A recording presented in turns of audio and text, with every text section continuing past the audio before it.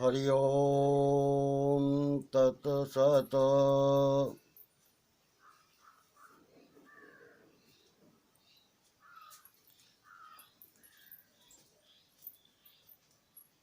कल की जो गीता जी में एवं रामचरितमानस में भगवान नाम की महिमा थी, उसी का ये दूसरा भाग है। कृष्णेति नामानि च निसरन्ति रात्रं दिवं वै प्रतिरोमकूपात् यस्यार्जुनस्य प्रतितं सुगीत गीतेन नाम्नो महिमा भवेत् किम्।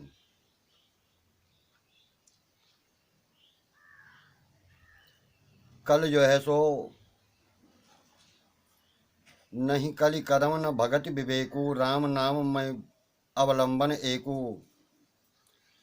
निर्गुण ते ये भांति बड़ो नाम प्रभाव अपार कहूँ नाम बड़ राम ते निज विचार अनुसार सबरी गीध सुसेवकनी सुगति दीन रघुनाथ नाम उधारे अमित खलो वेद विदित गुणगाथ।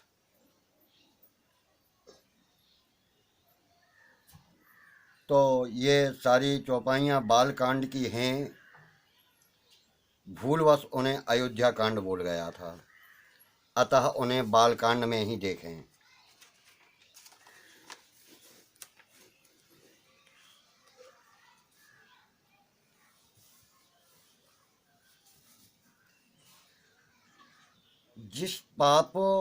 जिसके पाप बहुत हैं वह भगवान का नाम नहीं ले सकता,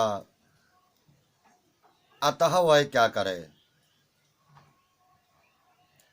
यह सत्य है कि जिसके अधिक पाप होते हैं वह भगवान का नाम नहीं ले सकता, क्योंकि पूर्वकृत कर्मों की तरंगें मस्तक के चारों ओर रहती हैं। जिस समय सत्कर्मों की तरंगें प्रभावित होती हैं उस समय सत्कार्य की ओर बुद्धि का आकर्षण होता है, और जिस समय पूर्वकृत कर्मों की दुष्कर्मों की तरंगें मस्तक के चारों ओर होती हैं उस टाइम पर बुद्धि हमेशा उल्टा निर्णय लेती है, भगवान का जप संभव नहीं होता।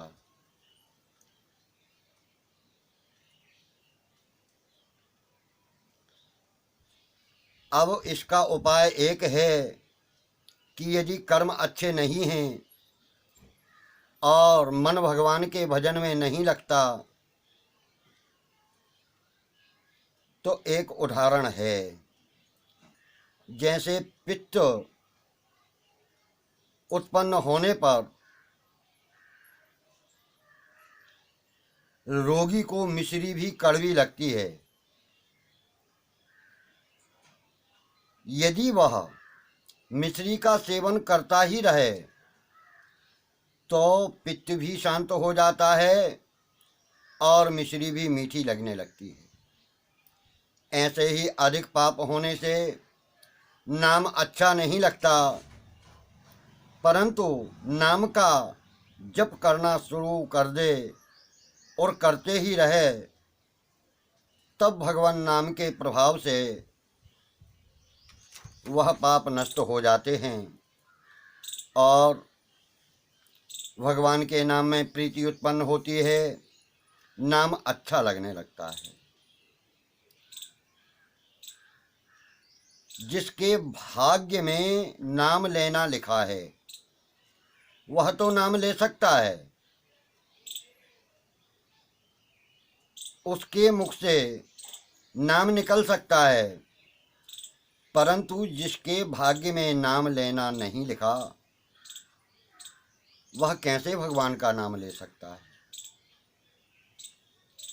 तो देखिए, यहाँ पर एक तो होना होता है और एक करना होता है। अर्थात पुराने कर्मों का फल जो होता है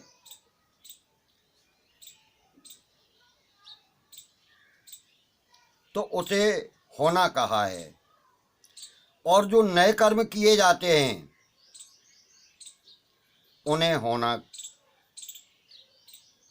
उन्हें करना कहा है।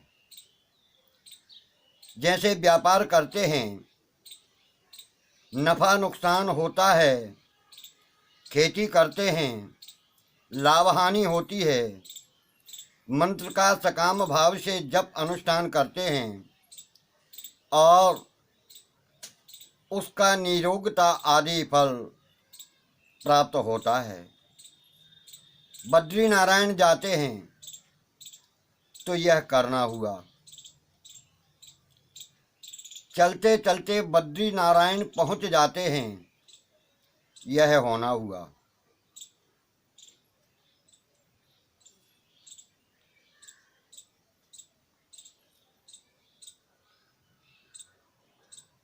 दवा लेते हैं, यह करना हुआ, और शरीर स्वस्थ हो जाता है तो उसे होना कहा है। लाभ हानि जीवन मरण यश अपयश ये सब होने वाली चीजें हैं, क्योंकि ये पूर्व जन्म में किए हुए कर्मों के फल हैं। परंतु नाम जप करना नया काम है, यह करने का होने का नहीं। इसको करने में सभी स्वतंत्र हैं। अब जो हानि लाभ जीवन मरण यश अपयश जो अभी ये बोला है, तो ये अयोध्या कांड के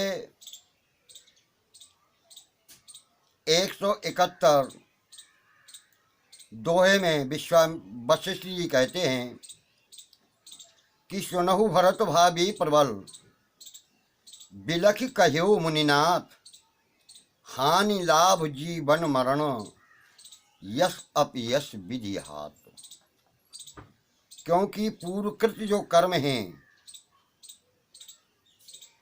उन कर्मों के प्रभाव से ही हानि लाभ जीवन मरण यश अपयश जो भी मिले वह कर्मों के अधीन हैं। अतः वह विधि यानी ब्रह्म के ही हाथ में हैं कि वे उसका क्या फल देते हैं।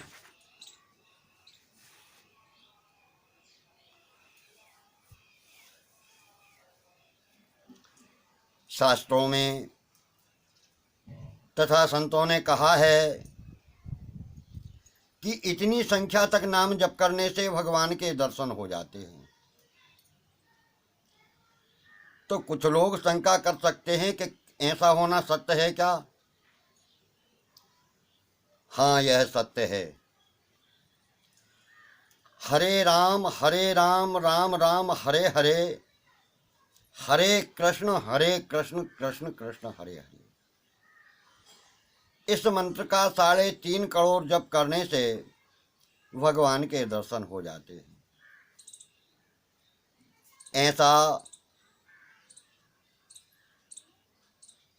कलि संत रणोपनिषद में लेख है। राम नाम का 13 करोड़ जप करने से भगवान के दर्शन होते हैं।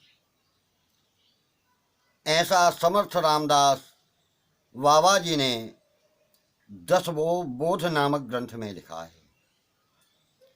परंतु राम नाम में भगवान में श्रद्धा विश्वास और प्रेम अधिक हो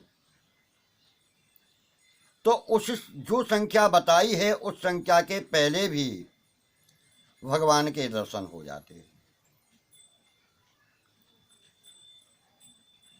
अब यहाँ पर बालकांड के 26वें दोहे के बाद चौथी चौपाई है, नहीं कलि करम न भगति विवेकु, राम नाम अवलंबन एकु। कलयुग में यज्ञ आदि जो शुभ कर्म हैं, सांगोपांग यानी अंगों के सहित पूर्ण होना कठिन है, और उसके विधि विधान को ठीक तरह से जानने वाले भी बहुत कम रह गए हैं। वस्तुओं का भी अभाव दिखता है, जैसे शुद्ध गौघृत आदि सामग्री मिलने में भी कठिनाई होती है। अतः कलयुग में शुभ कर्मों का अनुष्ठान सांगोपांग न होने से, उनमें विधि विधान की कमी रहने से दोष रह जाता है।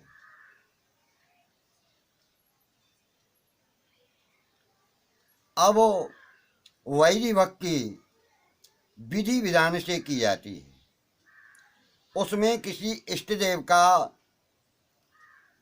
किस विधि से पूजन पाठ होना चाहिए, इसको जानने वाले भी बहुत कम हैं।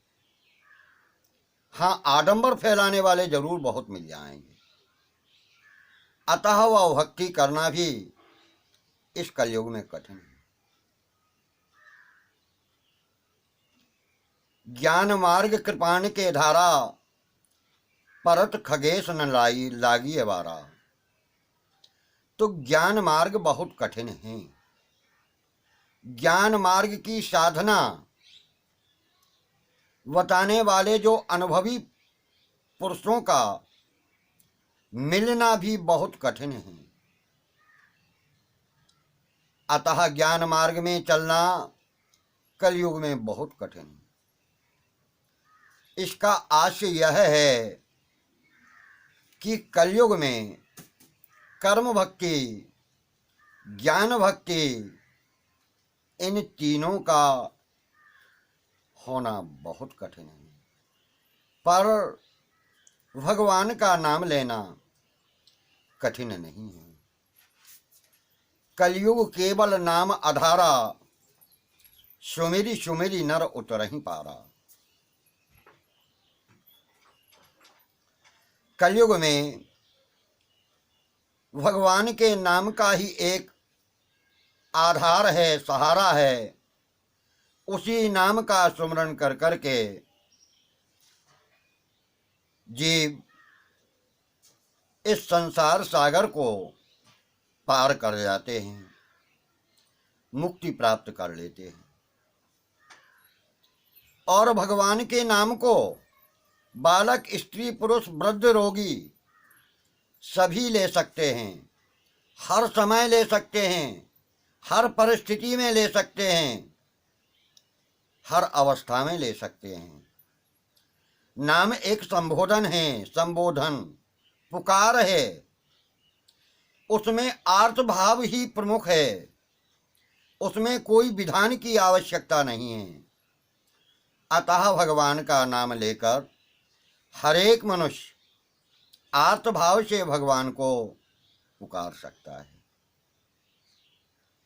अब नाम जप में मन नहीं लगता, और मन लगे बिना जप करने में कुछ फायदा नहीं।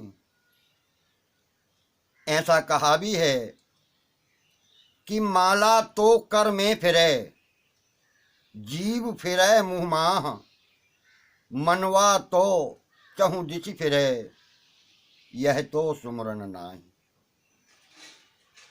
यानी माला हाथ में फिर रही है, जीव मुंह में घूम रही है, मन चारों दिशाओं में भग रहा है, यह सुमरण नहीं है। सत्य है, यह सुमरण नहीं है। मन की एकाग्रता, यानी जिस देवता का आप जप कर रहे हैं उसका अपने हृदय कमल में ध्यान होना परम आवश्यक। वह भी इतना प्रगाढ़ ध्यान होने लगता है कि आपके पास से कौन निकल जाए आपको पता नहीं चलेगा जब आप ध्यानस्थ हो जाएंगे।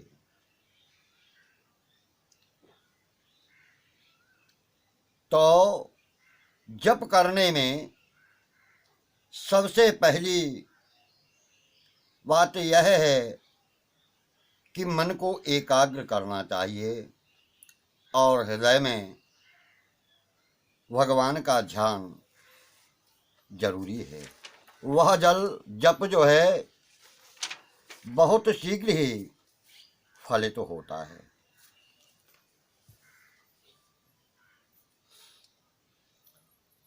लेकिन ऐसा भी करना चाहिए कि मन नहीं लगने से सुमरन नहीं होगा, तो ऐसा मत सोचिए। अरे नाम जप तो आप प्रारंभ करिए। नाम जप कभी व्यर्थ नहीं हो सकता। करते करते शनै शनै मन भी लगने लगेगा। इसलिए जप करते रहना चाहिए, मन लगे या ना लगे। कोशिश करो कि लग जाए। यदि नहीं लगता तब भी अभ्यास करो। जब मन लगेगा तब नाम जप करेंगे, ऐसा सोचना गलत है।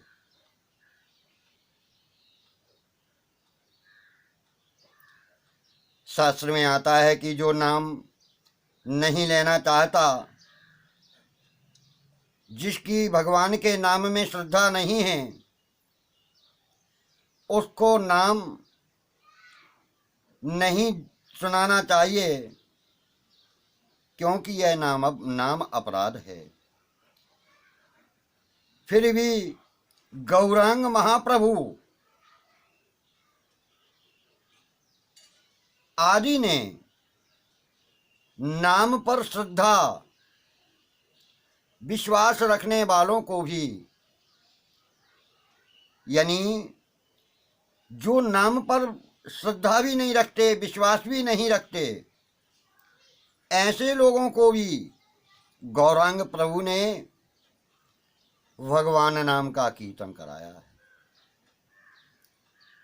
जो नाम नहीं सुनना चाहता, मुख से भी नहीं लेना चाहता, नाम का तिरस्कार भी करता है,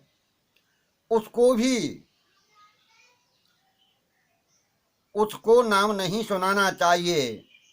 यह विधि शास्त्रों के अंतर्गत है।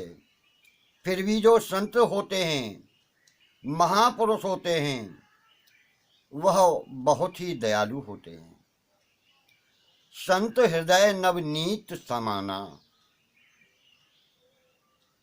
कहा कबिन पर कहो न जाना। यानी संतों का हृदय नवनीत मक्खन की तरह कोमल होता है, लेकिन उससे भी ज्यादा कोमल संतों का हृदय होता है। मक्खन को तो गर्मी की आवश्यकता होती है, तब वह पिलकता है। लेकिन जो संत होते हैं, संत अकारण में ही द्रवित हो जाते हैं, प्रसन्न हो जाते हैं, उनका हृदय पिघल जाता है।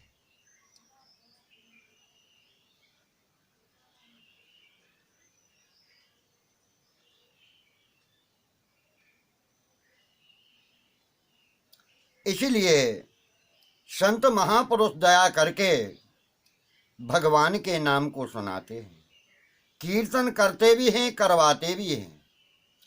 उनकी दया में विधान और निषेध कुछ भी नहीं होता। विधि निषेध कर्म में लागू होता है, दया कर्म से अतीत है। दया अहेतु की है, बिना कारण के दया की जाती है। हेतु के बिना कारण बिना भी दया की जाती है। जैसे कोई भगवत प्राप्त संत महापुरुष अपनी सामर्थ्य से दूसरे को कोई चीज देता है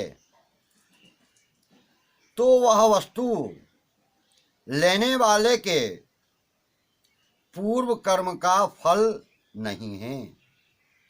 यह तो उस संत महापुरुष की दया है। ऐसे ही गौरांग महाप्रभु आदि संतों ने दयावश होकर के दुष्ट पापी व्यक्तियों को भी भगवान नाम सुनाया है, कीर्तन किया भी है और करवाया भी है। हरि ओम तत्सत। श्री कृष्ण शरणम मम।